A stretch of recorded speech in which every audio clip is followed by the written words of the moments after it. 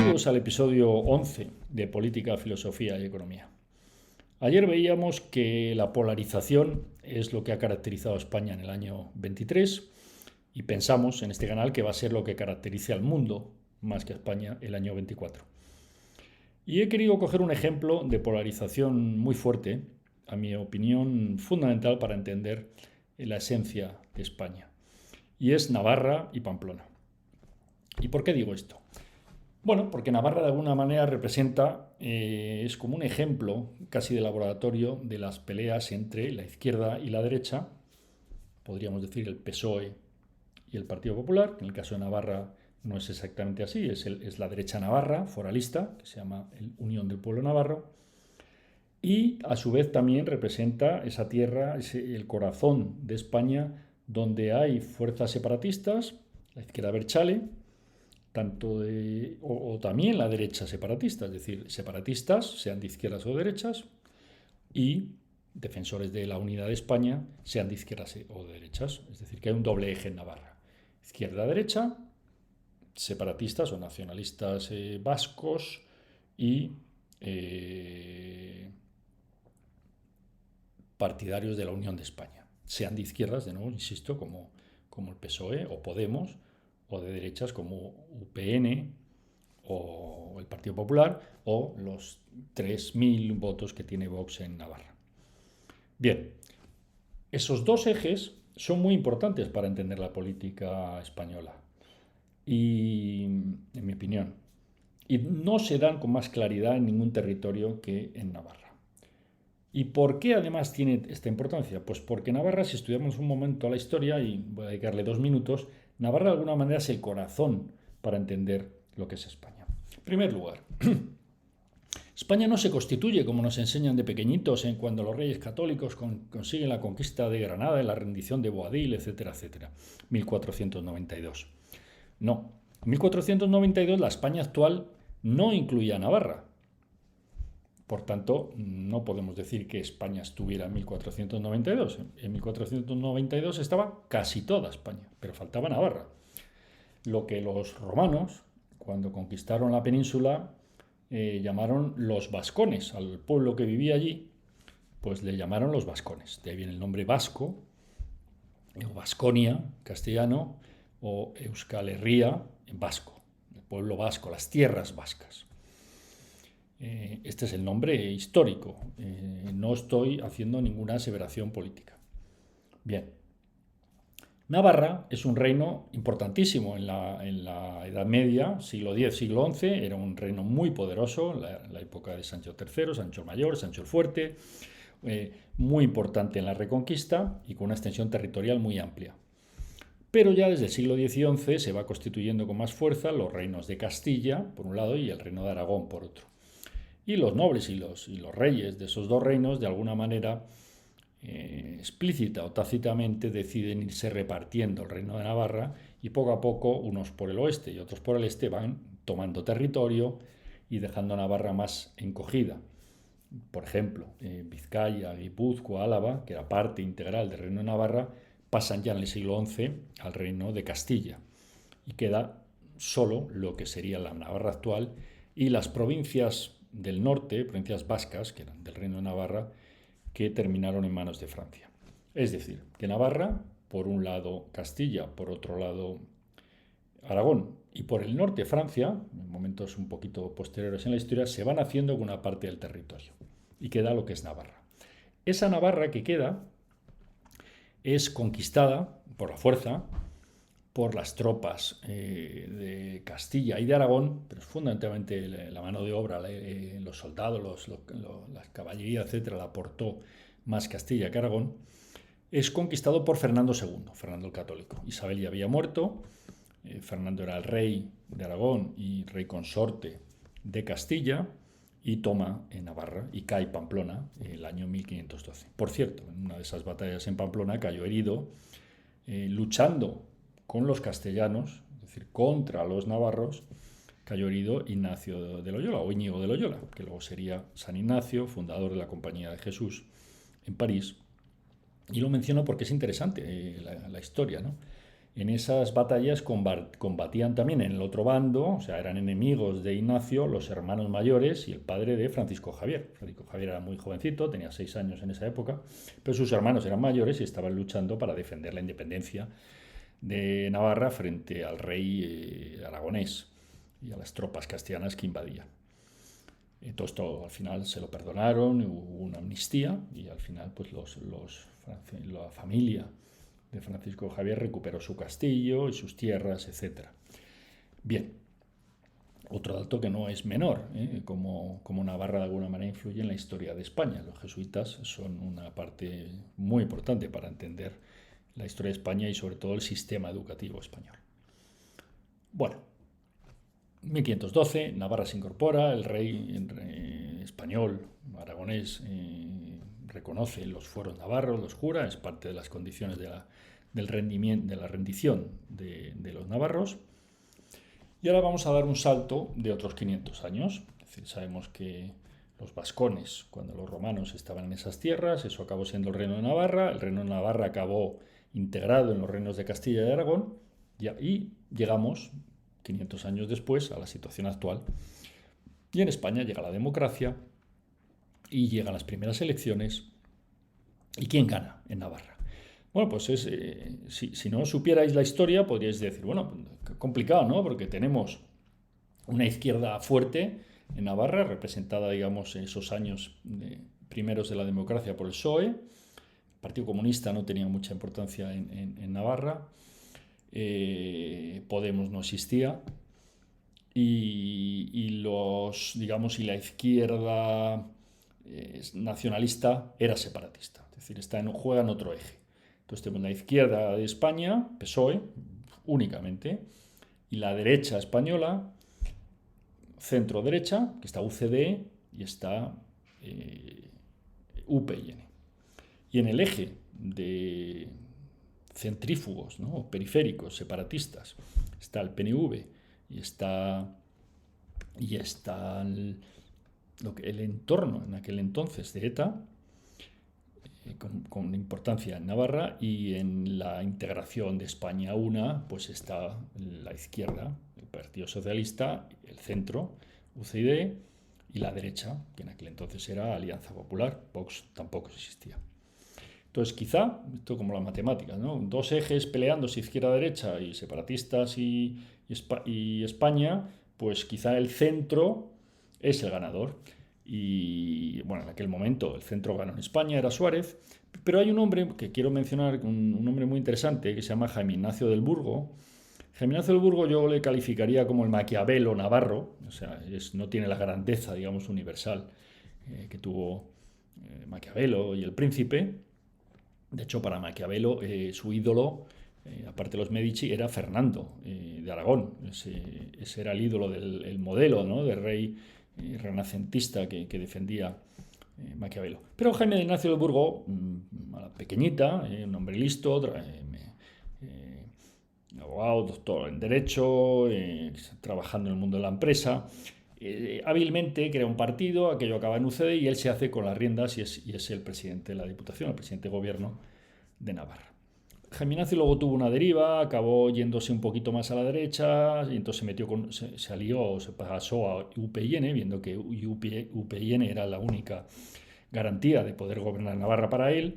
UCD, como sabéis, fue deteriorando y bueno, Jaime Ignacio del Burgo pasó a UPyN y luego terminó mal con UPyN, intentó con el PP en Navarra nunca acabó de despegar y bueno, Jaime Ignacio terminó, digamos, sus días políticos como político del PP en Navarra.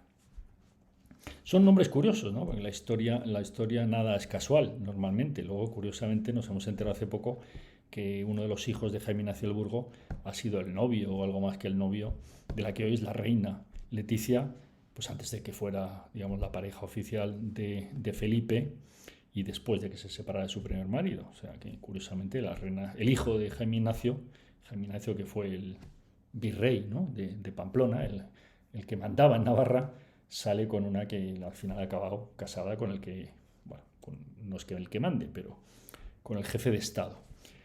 Bueno, dejo ese paréntesis y esa pequeña anécdota histórica ahí y vuelvo a mi hilo conductor.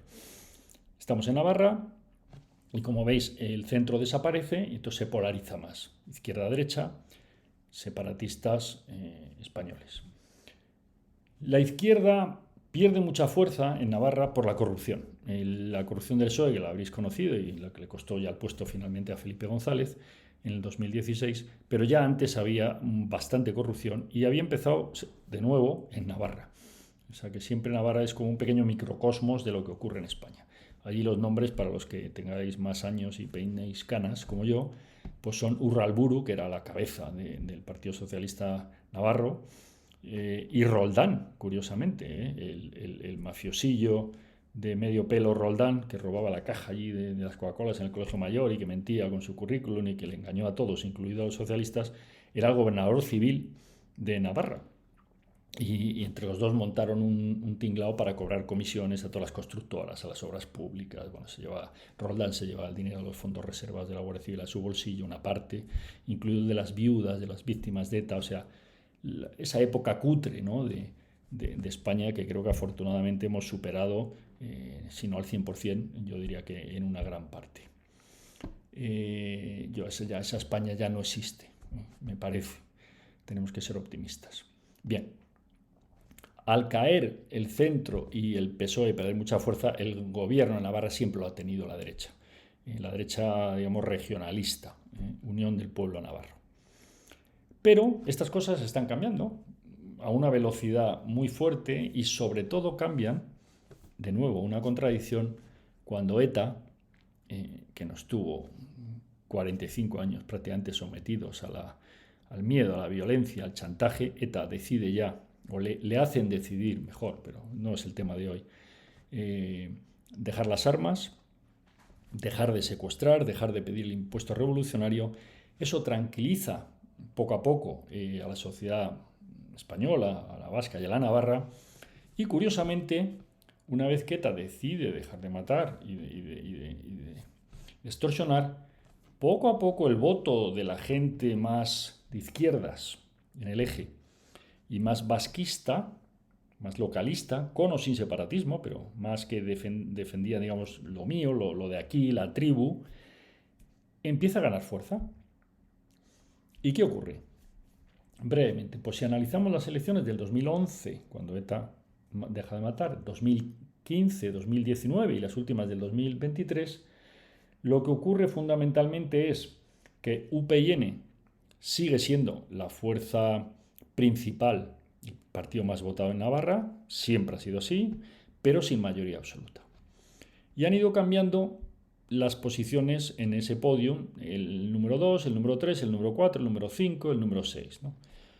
¿Qué ha pasado? El PSOE ha ido perdiendo posición y la ha recuperado a partir del 2015 y sobre todo ya el 19, cuando presenta candidatos o candidatas con mucho más peso, más modernos, que dejan atrás la historia de la corrupción del PSOE. Me refiero a María Chivite. Y el año 2019, el segundo partido más votado de Navarra es el Partido Socialista Navarro, con María, y aunque UPyN es el más votado, no es el que tiene el gobierno de Navarra, y el resto de fuerzas de la oposición se ponen de acuerdo y votan a la segunda fuerza, que es el Partido Socialista. De nuevo veis cómo la historia de Navarra, de alguna manera, es un anticipo de lo que luego pasa en España. En España luego ocurrió lo mismo, hace pocos meses, es decir, el segundo partido más votado ha sido el PSOE, no el primero, pero el resto de partidos se han puesto de acuerdo y le han dado al gobierno de España a Sánchez. Esto ya ocurrió en Navarra el año 2019, luego no tiene por qué extrañarnos, pero a veces la gente se rasga las vestiduras por cosas que ya habían ocurrido hace 4, 5, 6 años y nadie se había rasgado las vestiduras. Esto es interesante porque volverá a pasar con Pamplona ciudad, como veréis a continuación. Bien, en el año 19, PSOE de Navarro, segunda fuerza más votada.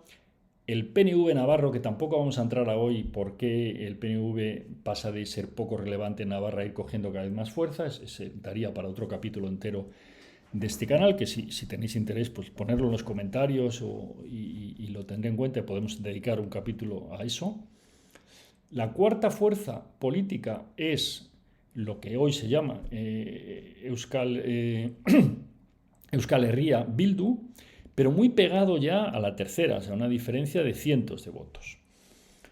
En quinto lugar, el año 2019 todavía estaba Podemos, y ya después, prácticamente insignificante, el PP, y no sé si hubo algo de Vox, vamos, no interesa. 2023, antes de ayer, mayo. El 2023, ¿quién vuelve a ser el partido más votado? Pues UPyN.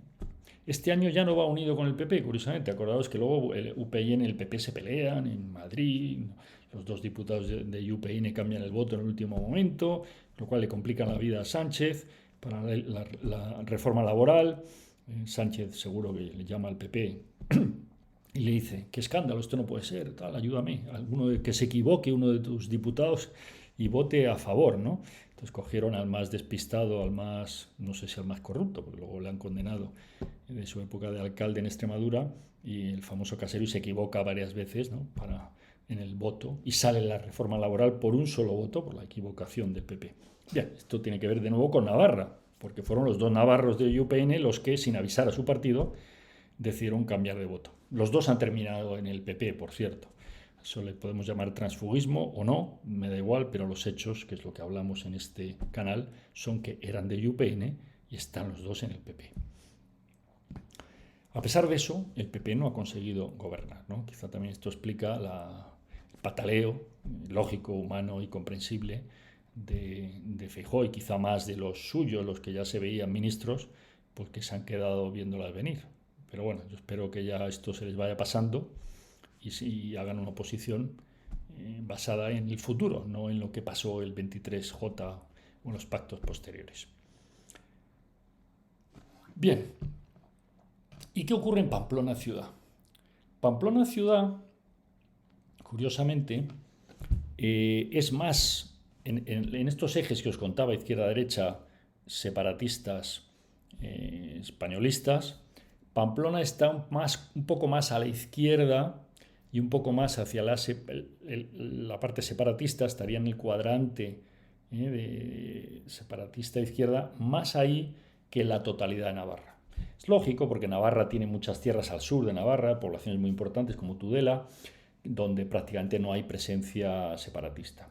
Pero en Pamplona, que es la capital, de nuevo, la Jerusalén, me gusta a mí esta expresión, la Jerusalén de los vascos, es un poquito más a la izquierda. Entonces, HB, en su momento, Euskal Herria Bildu, ya cuando los años donde ya no solo ETA había dejado de matar en el 2011, sino que ya se disuelve definitivamente, eso da más oxígeno a los representantes de esta opción política. Además incorporan a gente que no viene del mundo de ETA, gente que no viene de Sortu, sino que viene de otros entornos, ¿no? Recordar también algunos que en Pamplona había una institución un partido que se llamaba Aralar, que predicaba el final de la lucha armada desde muchísimo antes de que ETA se disolviera. O sea, digamos que se enfrentó a ETA desde dentro del entorno etarra. Eran pacifistas en Aralar, o gente que en su momento importante, pero que hoy ya no están en el mapa político. Bien, pues Pamplona, como os decía, ocurre lo mismo que en Navarra, pero digamos en otra escala. Y antes, ya en el 2015, a pesar de haber sido UPyN el partido más votado en la ciudad, ya en el 2015, con Bildu siendo la segunda fuerza, el resto de la oposición a UPyN se une y le dieron la alcaldía a Joseba Sirón, que era el candidato de Bildu en el 2015 y que fue alcalde 4 años. Es decir, que, en mi opinión, no tiene mucho sentido, cuando algo ya ha ocurrido, volver a rasgarse las vestiduras 4 años después. Joseba Sirón, para los que no le conozcáis, es un hombre que estudió historia del arte en la Universidad de Navarra, licenciado de Historia del Arte, y después unos años después, hizo el doctorado en Historia del Arte, también por la Universidad de Navarra. Es decir, que es un doctor en Historia de la Universidad de Navarra, la Universidad del Opus Dei, una universidad privada, no ha estudiado en Moscú ni en Venezuela.